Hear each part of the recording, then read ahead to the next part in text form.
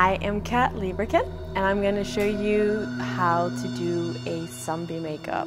So I started just cleaning off the skin with a little bit of alcohol so that there is no oil. I'm going to start with spirit gum, and I'm going to cover the eye hair, and I just push the hair down so it sticks to the skin.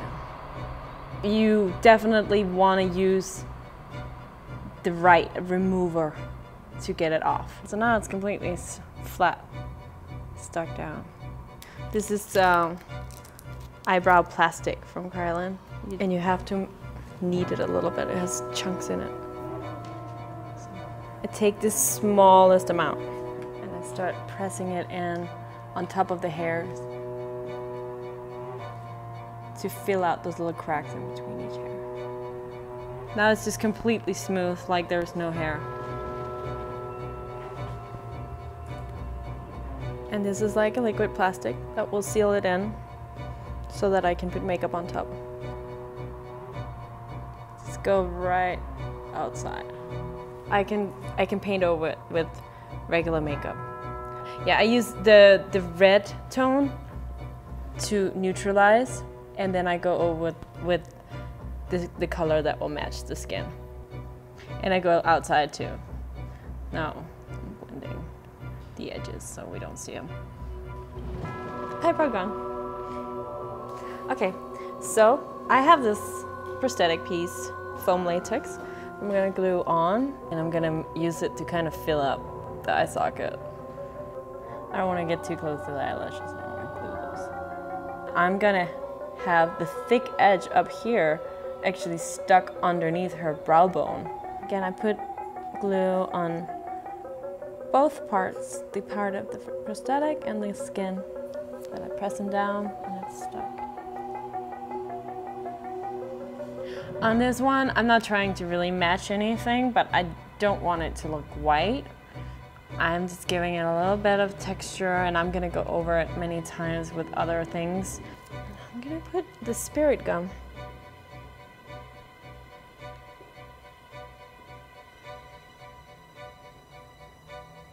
And you can use little cotton balls or cotton pads. So I'm putting cotton so that my gelatin has something to stick to. Put the gelatin, stir, and I'm gonna put a little bit of blood. So you can see I'm working fast because it's gonna set.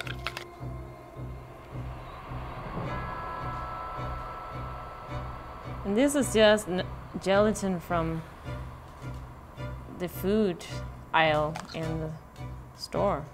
This is a little bit of castor oil, and that's because now I'm gonna put tissue paper on top. And in order for that not to stick to the jello too much, I'm gonna put a little bit of oil on top.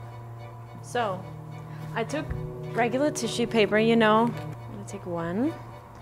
I'm gonna separate it. You know, there are two layers.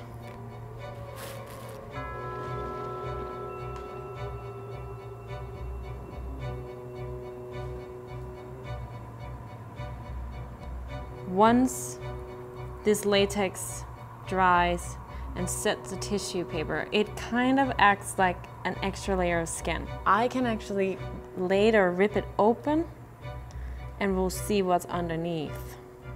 Take this open. And it's okay to pull because it's the gelatin that's under. It's not glued to the skin, actually. So now you see the skin underneath. But I'm gonna paint that. I start with all the deepest points, make those dark. And you can really get in there. And I'm gonna mix different colors now. Do like a darker red, purple.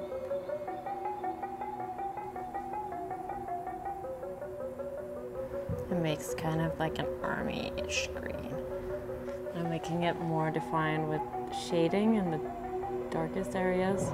I'm painting directly on top of the gelatin now because I don't want it all to be one color. This is a Bondo prosthetic. It's made from this little silicone mold. It comes in a little kit. There is different ones you can get.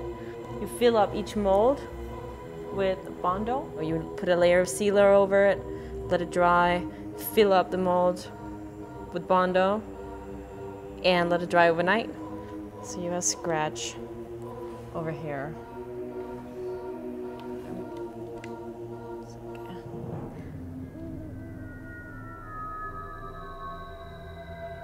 This, when I brush on the 99% alcohol, kind of dissolves the edges. Inside I paint black.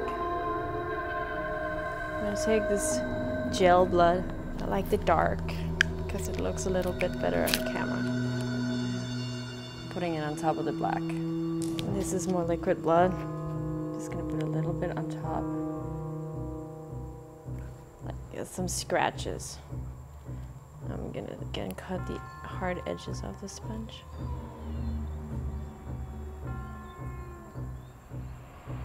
So I pretty much go black, then the gel blood, and then the liquid blood. Just give it a little more depth. Taking a bite. This is slime. I'm gonna take some green pigment. So here is one green booger of slime.